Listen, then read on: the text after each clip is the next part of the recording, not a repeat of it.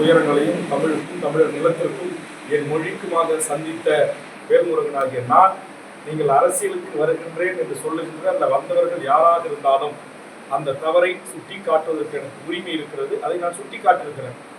அதில் நான் பேசாத செய்தியை விஜய் எங்கேயாவது இளப்பெண்களை கட்டிப்பிடிச்சு முத்தமிட்டாருன்னு நான் சொல்லியிருக்கேன். இல்லை அவர் பரிசு கொடுக்க வந்த இடத்துல அப்படி நடந்துக்கிட்டாருன்னு நான் சொல்லியிருக்கேன். அப்படி சொல்லவே இல்லை. சொல்லாத ஒன்றை சொல்லியதாக நீங்க எடுத்துக் கொடுக்குறீங்க.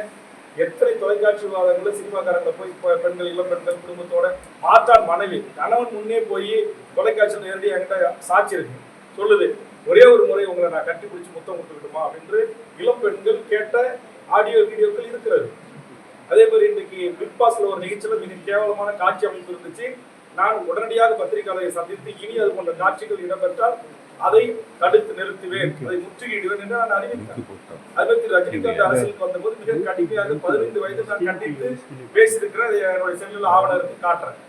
ஆக ஏதோ இன்றைக்கு தான் நீங்க இன்றைக்கு திரு விஜய்க்கு ரசிகர்களாக வந்திருக்கலாம். என்னுடைய கண்டிப்பு என்பதும் என்னுடைய மக்களுக்கான போராட்டம் என்பதும் சுமார் 40 - 45 ஆண்டு காலம்.